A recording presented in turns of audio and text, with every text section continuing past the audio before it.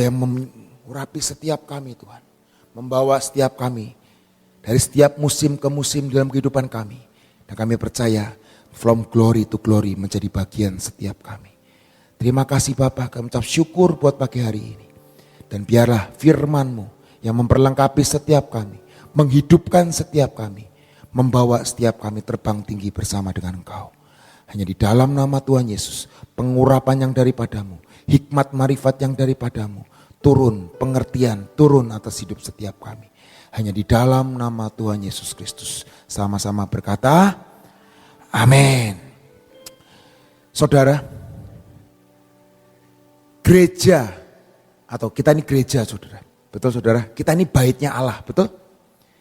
Kehidupan kekristenan itu membangun apa sih?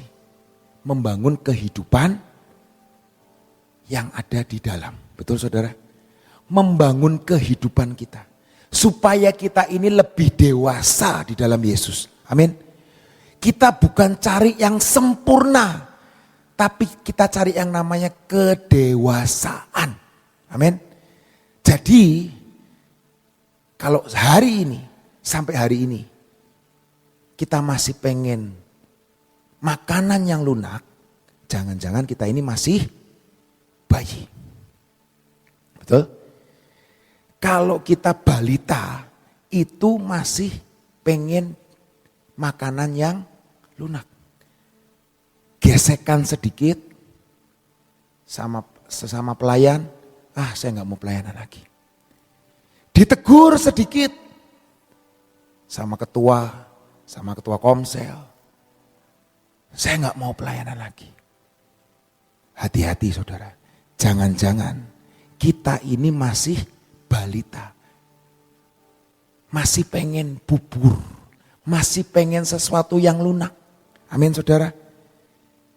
Dan kehidupan kekristenan itu adalah bicara tentang membangun kehidupan. Judulnya hari ini, membangun kehidupan. Kita nggak cari yang namanya populer. Kita nggak cari apa yang namanya populer.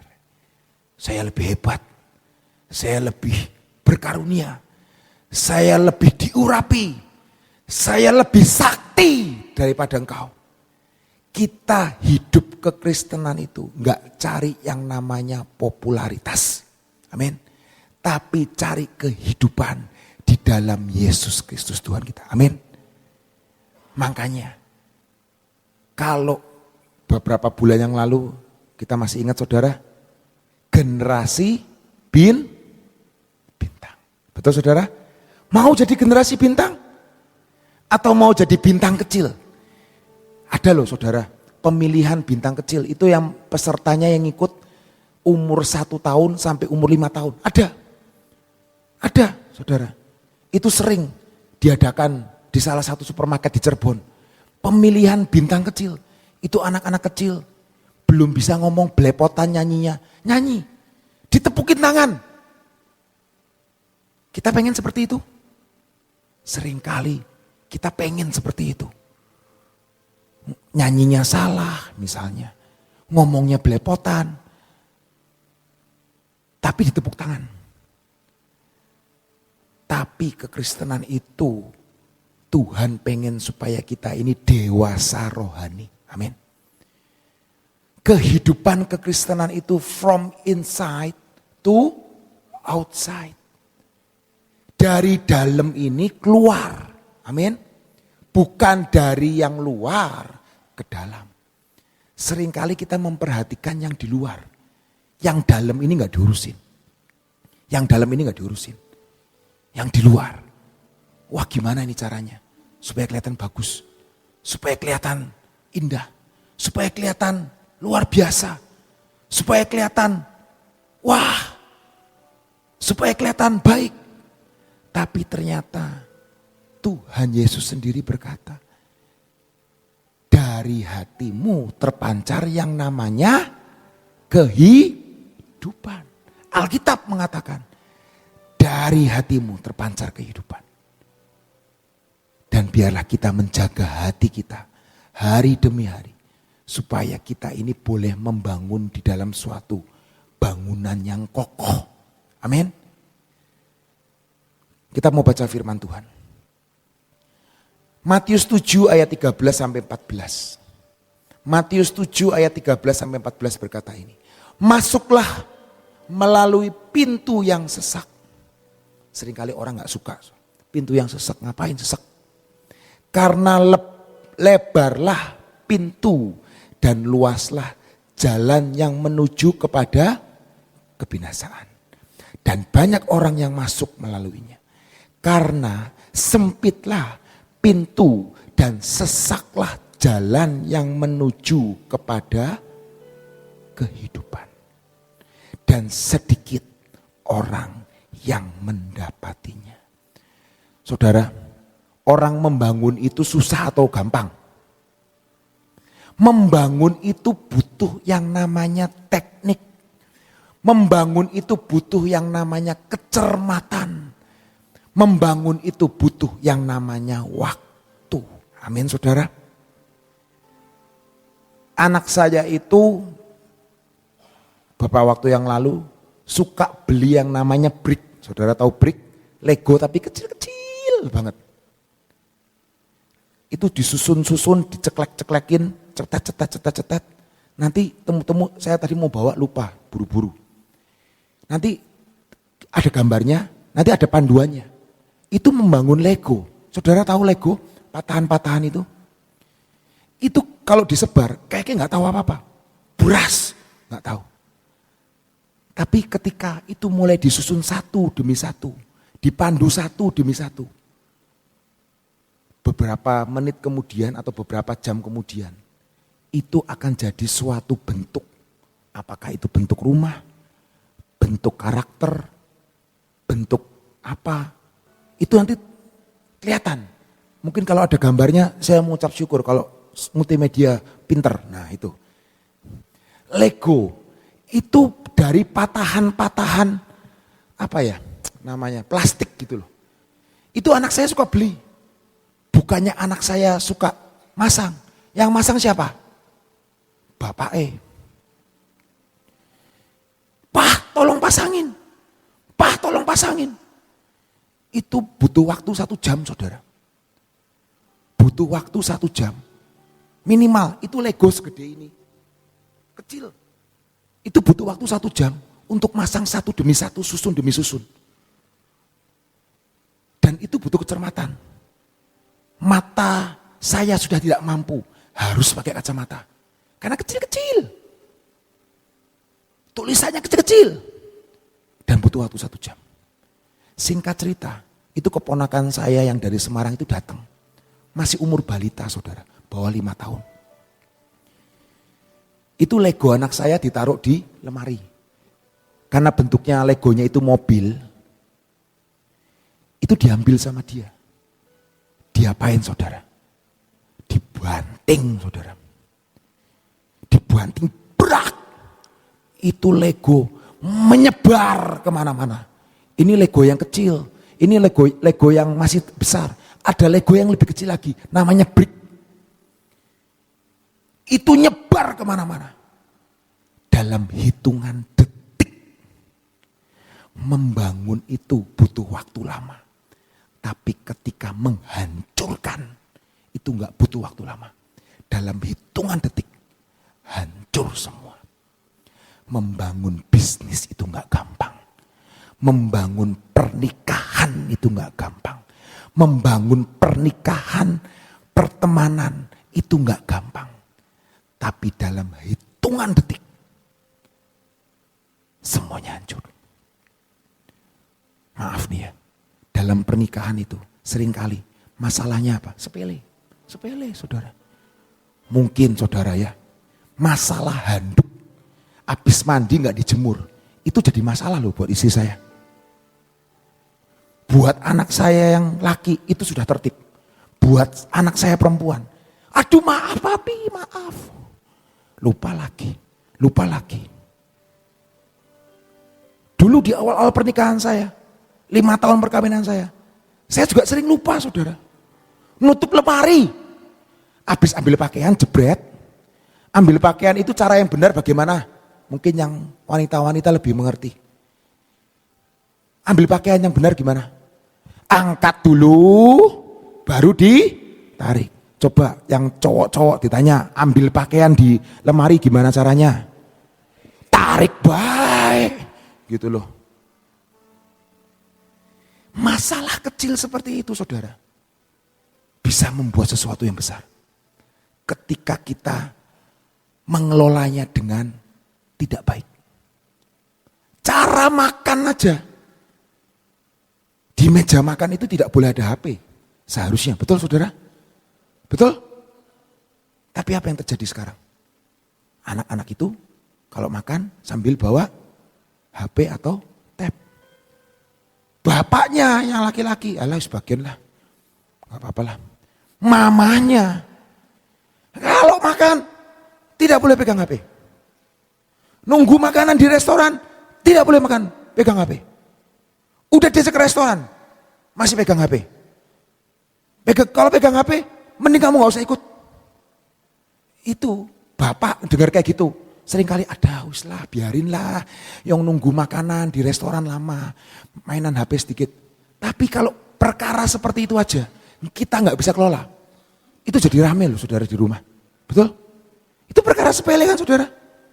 Itu loh, membangun sesuatu bangunan, membangun suatu proyek, apakah itu proyek bisnis, pernikahan, atau apapun dalam hidup saudara. Itu enggak mudah. Makanya Tuhan ngomong, pintunya sesek. Betul? Kalau mau lebar, ya harus dilos-los aja. Los.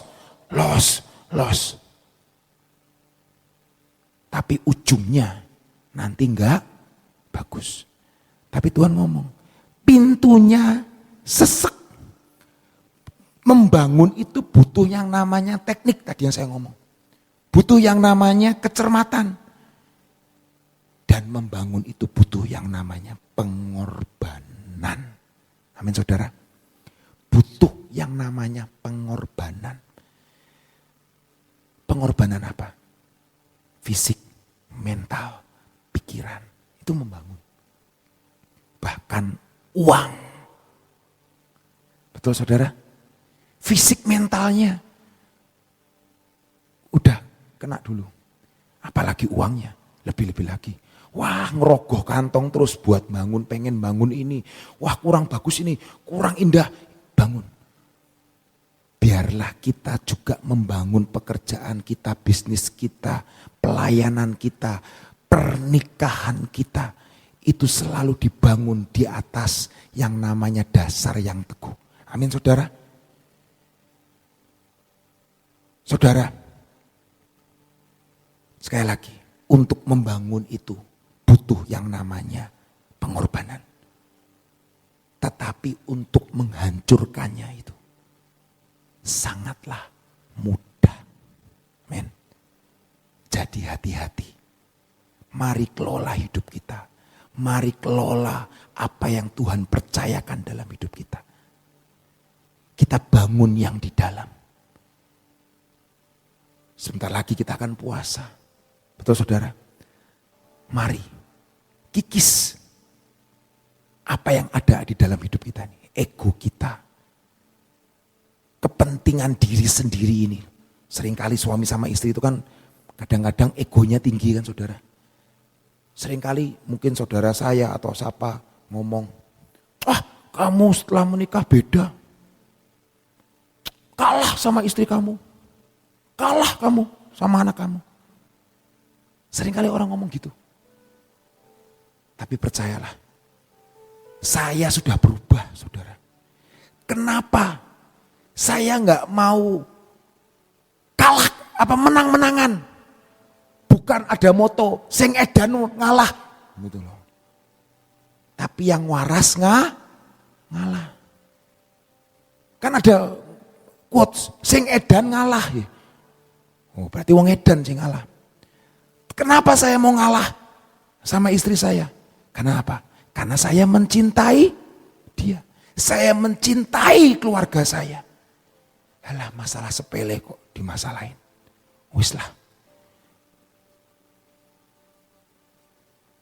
Yang kecil dihilangkan, yang besar dikecilkan.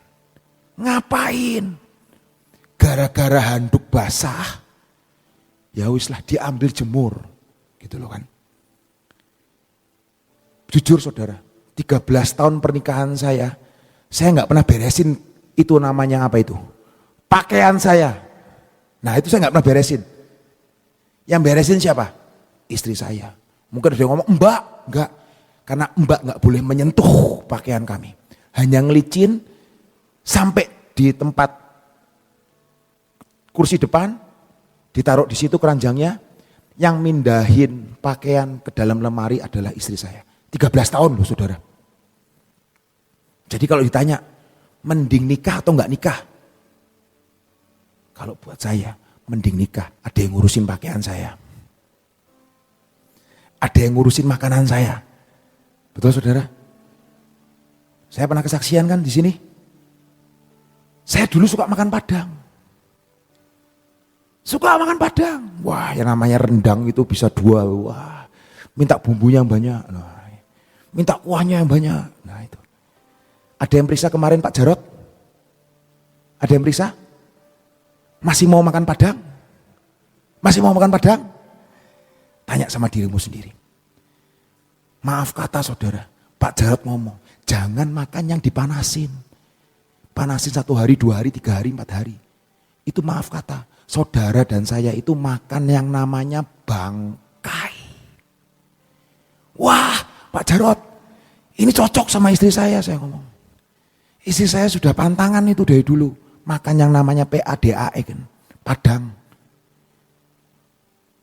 Kalau terpaksa makan padang, dia akan tanya ke restorannya, ini masak kapan? Nah itu dia.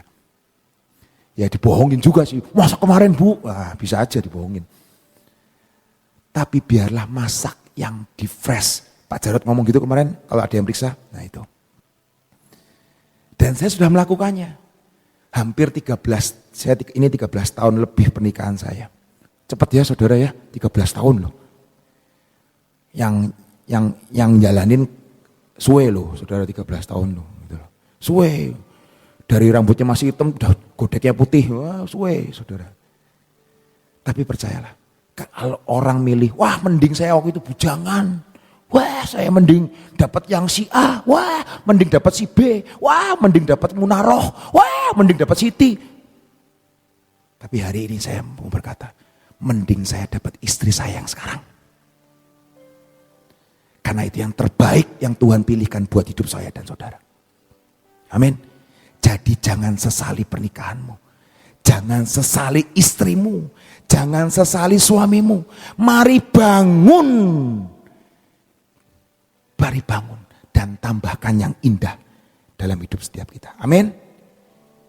Kedewasaan. Itulah tujuan hidup kekristenan. Bukan kesempurnaan. Kedewasaan. Orang dewasa itu bisa komunikasi saudara. Betul? Orang yang gak dewasa belum bisa komunikasi. Amin saudara. Kita mau baca di Pengkhotbah saudara. Pengkhotbah 5 ayat 18 sampai 19. Kita ini dipanggil menjadi orang apa? Orang benar atau orang baik? Orang benar atau orang baik? Hah? Orang benar saudara. Orang baik itu belum tentu benar. Tapi kalau orang benar pasti baik. Betul saudara? Orang benar itu pasti baik. Tapi kalau orang baik belum tentu benar. Dan kehidupan kekristenan, Yesus memanggil kita supaya kita hidup benar di dalam kebenarannya. Amin. Mari kita bangun di dalam kebenaran Tuhan. Pengkhotbah 5 ayat 18 sampai 19 saya mau bacakan buat saudara dari bahasa Indonesia masa kini. Bahasa Indonesia masa kini. Jika seseorang menerima kekayaan dan harta benda dari Allah dan ia diizinkan menikmati kekayaan itu, haruslah ia merasa bersyukur dan menikmati segala hasil kerjanya. Itu adalah juga pemberian Allah. Allah memenuhi hati orang itu dengan kegembiraan, maka ia tidak cemas memikirkan tentang pendeknya hidup ini. Saudara tahu, hidup ini singkat, betul? Firman Tuhan ngomong apa? 70 tahun usia raja. Kalau kuat 80 tahun. Sisanya daripada itu adalah anugerah dan kenikmatan yang Tuhan berikan. Betul saudara? Hari ini kalau kita diberi kekayaan, diberi kebahagiaan, diberi harta benda, apapun yang kita miliki hari ini, kalau kita diizinkan untuk menikmati, itu adalah anugerah, kasih karunia. Betul saudara? Patokannya bukan kaya loh saudara. Saya melihat banyak orang yang hidupnya mungkin salon pas butuh ada, pas ini ada, pas ini ada, pas gitu loh. Pas mau bayar kontrakan, pas ada. Pas mau keluar negeri, pas ada. Pas mau beli mobil baru, pas ada. Hidupnya pas-pasan kan? Nggak berkelimpahan. Tapi cintakan Tuhan tuh. Jadi financial freedom itu bukan patokannya kalau kita ini sudah wah kaya raya, tabungannya banyak. Tapi patokannya apa saudara? Financial freedom. Ketika engkau bisa jadi berkat buat banyak orang. Hidupmu itu overflow, berlimpah. Bukan depositonya banyak, bukan kantongnya tebal. Tapi kalau potensinya enggak keluar, enggak berbuah buat banyak orang, enggak menghasilkan buah yang manis, engkau belum financial freedom. Engkau pengen financial breakthrough, jadi berkat di dalam keterbatasan setiap kita. Maka percayalah, kerannya itu akan semakin ngocor. Jadi berkat buat banyak orang. Jadi berkat buat keluarga. Jadi berkat buat pekerjaan, buat pelayanan. Jadi berkat. Itu yang namanya financial freedom. Uangku bukan uangku lagi, tapi ini uangnya Tuhan. Kalau Tuhan ngomong, kasih-kasih. Tuhan ngomong tabur-tabur. Tuhan ngomong kasih doa, doain dia, doain. Kasih berkat-berkat. Itu financial freedom. Amin saudara. Tadi ngomong jika seorang menerima kekayaan dan harta benda, ia diizinkan menikmati. Minggu lalu saya ngomong. Buat saya itu dulu menerima itu lebih nikmat. Betul saudara? Tapi semakin bertambahnya umur, terlebih nikmat memberi daripada menerima. Itu ajaran Yesus loh. Terlebih nikmat memberi daripada menerima. Kalau seorang bintang sepak bola atau bintang olahraga, bintang sepak bola itu dibayar mahal kalau dia jadi bintang saudara. Atau bintang NBA, bintang olahraga basket, itu dibayar mahal. Tapi kalau coachnya, pelatihnya, itu tidak membiarkan dia main, dia cuma duduk di kursi cadangan terus. Apa yang terjadi? Enggak nunggu 1 tahun, 6 bulan, dia ngapain? Dia minta pindah. Saya enggak mau di klub ini, saya mau pindah. Maupun dibayar mahal. Itu pengamatan saya selama ini. Ribut sama pelatihnya. Enggak dikasih main. Enggak dikasih waktu untuk main. 6 bulan pindah. Itu dulu saya ingat banget Roberto Baggio. Itu ribut sama pelatihnya. Itu pemain bola mahal. Tapi enggak dimainin terus. Pindah dia. Sama saudara, kalau kita ini nggak bisa memberi kontribusi, seharusnya kita ini berpikir ada yang salah apa di hidup saya. Bukan nunggu nanti banyak uangnya, Bukan nunggu nanti banyak berkatnya. Tapi kita ini bisa berkontribusi apapun dalam kehidupan kita. Jadi berkat, jadi buah buat banyak orang. Amin. Buat karyawan kita. Buat saudara seiman kita. Buat siapapun yang ada di dekat kita. Itu namanya financial breakthrough. Kehidupan yang breakthrough. Bukan cuma apa yang bisa aku ambil. Apa ini yang bisa aku ambil? Karena kita ini baitnya Allah, saudara. Bait Tuhan itu harus jadi berkat buat setiap orang. Bukan malah mengintimidasi orang supaya gimana nih, supaya hidup kita ini semakin tinggi. Enggak. Itu hidup kekristenan, saudara. Karena kita ini gak cari popularitas. Kita gak cari yang namanya popularitas. Tapi kita cari kehidupan. Amin. Yang perlu diperhatikan. Yang pertama, Matius 7 ayat 24 sampai 27 berkata seperti ini. Matius 7 ayat 24 sampai 27.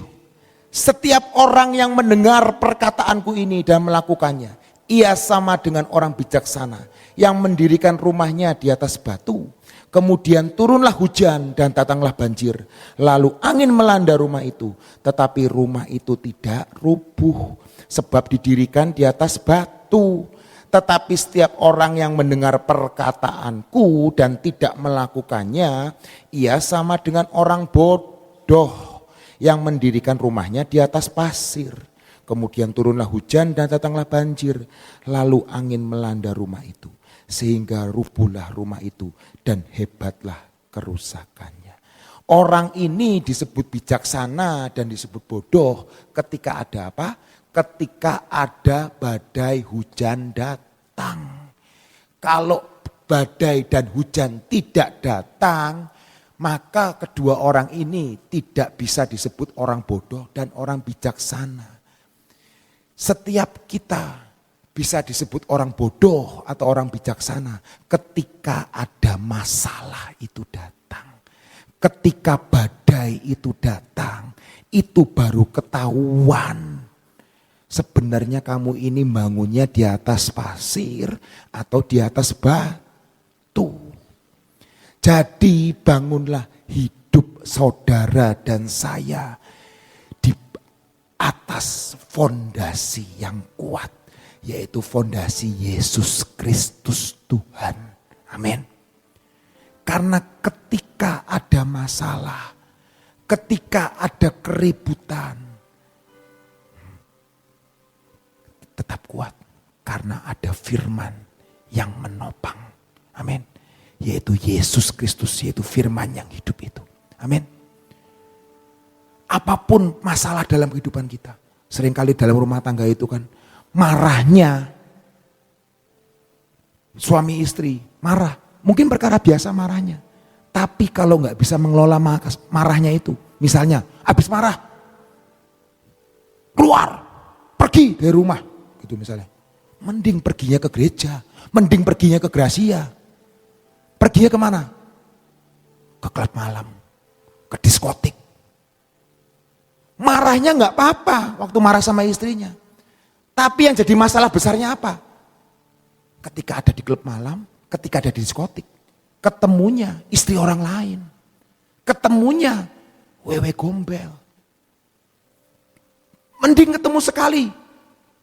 Ketemu sekali, hamil.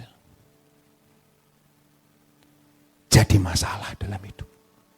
Seringkali dalam kehidupan kita nggak bisa ngelola dengan baik. Marahnya mungkin besok lupa. Tapi masalah yang dibuat setelah itu yang jadi masalah. Banyak perkara seperti itu, saudara. Biar hari ini hidupmu dan hidupku dibangun di atas fondasi yang kuat. 1 Korintus 3 ayat 11 berkata, karena tidak ada seorang pun yang dapat meletakkan dasar lain daripada dasar yang diletakkan, yaitu Yesus Kristus. 1 Korintus 3 ayat 11 berkata, Yesus Kristus. Setiap hari, mesbah keluarga, baca Alkitab bareng-bareng, doa bareng-bareng. Mau ribut, mau ngantuk, mau nggak ada maksudnya apa ya, nggak mood, baca. Saya sama anak saya baca. Baca yang ngapain? Ini lagi baca Amsal. Baca. Ya lucu juga. Kan Amsal itu kan ada pelajaran-pelajaran tentang yang dewasa. Wanita yang berjinah begini. Ya anak saya suruh baca, gak apa-apa, baca aja. Udah, nanti Tuhan akan kasih pengertian. Baca aja. Saya sama istri saya ketawa dalam hatinya. Ya tapi baca. Doa bareng. Amin. Yang kedua, bangun kehidupan yang tahan uji. Amsal 24 ayat 10 berkata, jikalau engkau tawar hati pada masa kesesakan, kecilah kekuatanmu. Jangan tawar hati pada masa kesesakan. Saudara tahu beberapa waktu yang lalu, itu di Jalan Cipto itu bikin selokan saudara. Betul? Bikin gorong-gorong. Karena setiap kali hujan, pasti Jalan Cipto itu menggenang air, betul? Pernah saudara pulang dari Gracia, wah banjirnya gede. Gitu. Tapi beberapa bulan yang lalu itu bikin gorong-gorong saudara. Bikin gorong-gorong. Macet waktu itu. Nah itu diujinya kapan? Gorong-gorong itu. Ketika hujan datang. Tahun ini hujannya lebat saudara. Saudara sadar enggak? Di Jalan Cipto itu enggak sebanjir tahun lalu. Berarti gorong-gorongnya berhasil. Gorong-gorongnya tahan uji. Itu kehidupan kita. Kita hari ini mengembangkan hidup kita. Kemarin Ibu Nani ngomong, ayo gali potensi dalam hidup kita.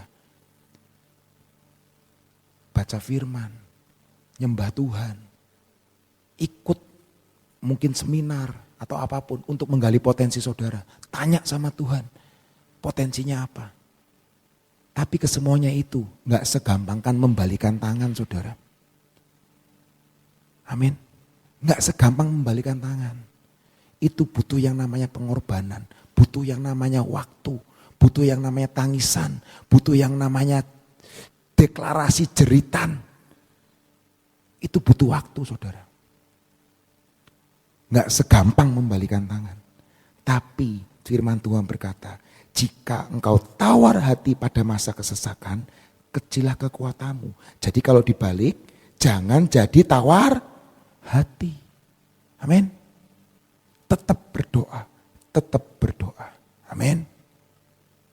Ketika saudara mengalami kesesakan, tapi saya boleh jujur saudara, bapak ini, laki-laki ini, ngalami kesusahan itu rada, apa ya, enggak kuat. Tapi kalau perempuan, itu lebih kuat loh saudara. Betul? Saudara ingat masa-masa COVID? Masa COVID? Ada yang enggak punya uang di sini? Pada masa COVID? Saya enggak punya uang pada masa COVID. Itu di tabungan saya habis saudara.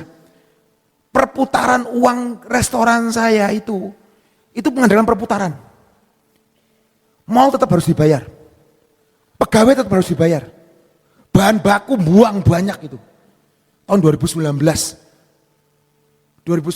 akhir, Maret itu shutdown semuanya. Maret itu shutdown semuanya. Semua orang takut ke mall. 2 bulan penuh tidak ada pelanggan. Ngomongnya boleh online. Online sopo sing gelem online. Nggak ada yang mau. Ini pegangan tangan aja semprot langsung gitu loh. Ketemu orang ngobrol nggak pakai masker, semprot disinfektan. Betul saudara? Nempel, 30 cm. Nggak ada yang mau makan di restoran saudara. Uang habis. Nggak bisa bayar pegawai aja tuh aduh nyerit sama Tuhan. Istri saya tuh bisa kuat loh. Kita nih harus open PO. Orang-orang gak bisa keluar kota. Ini semua lockdown. Saya sama istri saya seminggu 3 kali bolak-balik ke Semarang. Ambil apa saudara? Ambil oleh-oleh Semarang. Orang-orang kan gak bisa pergi. Istri saya. Ayo ini kita bisa. Ibu-ibu itu lebih kuat saudara. Saya hanya merenung, kok bisa ya virus sekecil ini membuat semuanya habis. Membuat semuanya lockdown. Habis itu semuanya. Itu kenapa saya habis? Itu 2019. Saya habis keluar uang banyak. Keluar uang banyak apa lu? Saya habis beli tanah, beli rumah saudara. Kalau saya tahu saya beli nggak mau lockdown, ya saya nggak beli tanah, nggak beli rumah. Itu uang tabungan saya, deposito, semua tak beliin rumah. Jadi semuanya itu investasi saya masuk ke tanah, masuk ke rumah. Jadi nggak pegang liquid, nggak megang uang cash. Lockdown, mateng, wis. Tapi hari itu ibu-ibu itu lebih kuat, istri saya itu lebih kuat. Ini kita harus berjuang, ini gini. Seminggu 3 kali, lockdown. Jalan tol ditutup saudara. Itu saya keluar masuk saudara. Cari jalan. Sampai Semarang. Pulang lagi. Katanya nanti kalau sampai Semarang, nggak punya KTP Semarang, nggak bisa masuk. Puji Tuhan. Sampai hari ini KTP istri saya masih KTP Semarang saudara. Jadi Tuhan sudah mereka-reka yang baik dalam hidup kita. Kuatkan hatimu, never give up. Lewat ujian, lewat cobaan, lewat apapun. Yesus lebih besar daripada segala-galanya. Amin. Dia Tuhan yang akan memberikan ide, memberikan hikmat, memberikan kebijaksanaan. Supaya kita bisa hidup di hadapannya. Amin. Tahan uji. Kenapa saya ngomong ibu-ibu lebih hebat? Ya lihat aja, doa syafaat ada, pendoa-pendoa bapak-bapak, doa syafaat jarang. Di tempat ini pun jarang. Dulu ada saya pernah dengar, tapi sekarang sudah tidak terdengar lagi kabarnya. Bapak-bapak pendoa syafaat tidak ada. Adanya ibu-ibu pendoa syafaat. Betul saudara? Ya itu karena ibu-ibu itu lebih kuat doa, lebih kuat nyembah itu. Coba sekarang dihitung coba nih. Bapaknya sama ibu-ibunya, saya rasa menang ibu-ibunya yang PW ini. Betul? Betul. Tapi marilah kita yang kuat menopang yang lemah. Itu namanya bangun. Amin saudara. Yang ketiga yang terakhir saudara. Perhatikan membangun apa kita di atasnya. 1 Korintus 3 ayat 12 sampai 13. 1 Korintus 3 ayat 12 sampai 13. Entahkah orang membangun di atas dasar ini dengan emas, perak, batu, permata, kayu, rumput kering atau jerami. Sekali kelak pekerjaan masing-masing orang akan nampak. Karena hari Tuhan akan menyatakannya. Sebab ia akan nampak dengan api. Dan bagaimana pekerjaan masing-masing orang akan diuji oleh api itu. Kalau saudara membangun, harus bangun di atasnya bagi Yesus. Amin saudara. Banyak orang hanya berhenti sampai membangun di atas Yesus. Tapi apa yang kita bangun di atasnya? Kita harus membangun kehidupan bagi Yesus. Amin saudara. Karena kalau kita membangun kehidupan ini, favor of God and favor of man, kita itu akan tinggi nilainya. Amin. Jangan seperti pakaian diskon 80%, itu diaut-aut saudara. Betul? Tapi biarlah kita ini seperti masterpiece-nya Tuhan. Amin. Mari bangun sesuatu bagi Yesus. Amin. Karena Amsal 10 ayat 25 berkata, bila taufan melanda, lenyaplah orang fasik. Tetapi orang benar adalah alas yang abadi. Mari kita bangun kehidupan kita ini. Bukan cuma di atas, tapi kita bangun di atasnya. Bangun untuk bagi Kristus. Supaya kita ini gak jadi batu sandungan buat sesama kita. Bahkan orang lain. Jare wong Kristen, jare percaya Tuhan. Lah kok begitu? Makanya kita harus bangun bagi Yesus. Amin. To God be the glory. Haleluya. Amin. Kita harus belajar untuk membangun kehidupan ini dengan dasar yang kuat. Nah, kalau lihat gambar itu dasarnya dibangunnya juga pakai batu-batu, tapi di bawahnya sekalipun kalau saudara lihat batunya kecil, di atasnya lebih besar daripada yang lain. Tapi yang paling ujung memang kecil. Tapi karena punya dasar yang kuat, tetap tidak menjadi roboh. Ya. Belajar hari ini kita tahu bahwa dasar yang sesungguhnya adalah Yesus Kristus. Yesus Kristus adalah firman. Jadi belajar sungguh-sungguh dasar kehidupan kita, dasar iman kita harus dasar dari firman Tuhan. Sehingga kita tidak akan tergoyah dalam menghadapi ajaran apapun yang ada di sekitar kita, tawaran apapun yang ditawarkan buat kita tidak akan goyah. Karena apa? Punya dasar firman yang kuat. Ya. Mari kita berdoa. Bapa, terima kasih buat firman-Mu, terima kasih buat pujian dan penyembahan selama 1 jam. Terima kasih Tuhan karena kami memilih yang benar Tuhan. Yaitu dasar yang kuat, yaitu firman-Mu. Buat kami terus Tuhan, membangun di atas dasar yang berasal daripada-Mu. Sehingga apapun yang Kau izinkan terjadi dalam hidup kami tidak akan roboh. Karena kami punya dasar yaitu firman-Mu. Terima kasih untuk kasih setia-Mu. Bapak, saat ini kami datang di hadapan-Mu. Kami mau menyerahkan akan rencana tanggal akhir bulan ini Tuhan. Kami akan masuk di dalam pembangunan Pondok Daud yang keempat. Mohon anugerah-Mu Tuhan. Engkau siapkan hati kami untuk menyediakan wadah yang besar. Yaitu yang ada 3 perkara yang kami akan pelajari Tuhan. Ruangan yang besar.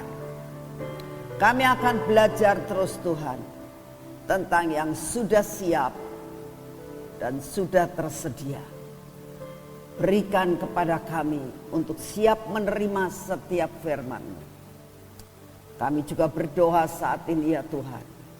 Biarlah Engkau sedia mempersiapkan kami masing-masing untuk langsung bulan Juli kami akan masuk dalam doa puasa. Mohon anugerah-Mu, roh kemampuan untuk mencapai apa yang Engkau mau. Kami mau membangun dengan dasar yang kuat. Sehingga masa doa puasa adalah masa persiapan. Dalam menghadapi resesi tahun 2025, kami tetap sudah punya fondasi yang kuat. Terima kasih untuk kasih setia-Mu. Kami tetap mau berdoa buat bangsa dan negara ini Tuhan. Tetap kami mau mendukung doa untuk pemilihan pemimpin-pemimpin yang baru Tuhan. Mulai dari RT RW sampai kepada menteri, kabinet, departemen-departemen. Tuhan, kami mempersembahkan semua kepada-Mu. Biarlah Engkau menolong. Supaya yang dipilih adalah orang yang takut kepada-Mu Tuhan. Untuk dapat membangun Indonesia ini mencapai sesuatu hal yang luar biasa. Terima kasih untuk kasih setia-Mu Bapak. Saat ini kami datang di hadapan-Mu Tuhan. Kami tetap berdoa untuk keadaan cuaca yang tidak menentu ini. Oleh karena itu kami percaya bahwa semua ada dalam kendali yang daripada-Mu. apapun yang kau izinkan terjadi, perlindungan yang daripadamu dimanapun kami berada akan tetap ada dalam hidup kami. Terima kasih untuk kasih setiamu Bapa. Beri kekuatan kesehatan yang berasal daripadamu, sehingga kami tetap dapat melakukan lawatan Tuhan. Kami merindukan ada lawatan yang luar biasa dari setiap seluruh Indonesia sampai kepada benua-benua, sehingga kami tahu mempercepat akan kedatanganmu. Terima kasih untuk kasih setiamu. Terima kasih Tuhan, kami saat ini menerima akan daya tahan tubuh yang baru, menerima kekuatan kesehatan yang berasal daripadamu, sehingga kami dapat mencapai apa yang Engkau mau dalam hidup kami. Terima kasih untuk kasih setiamu. Di dalam nama Tuhan Yesus kami sudah berdoa. Mari kita masuk dalam pengurapan.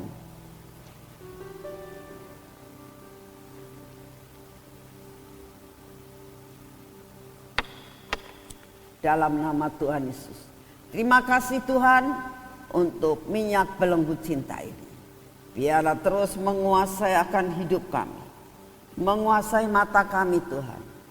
Menguasai akan telinga kami. Menguasai akan bibir mulut kami. Tuhan, biarlah hati kami tetap ada di dalam kekuasaan yang daripadamu.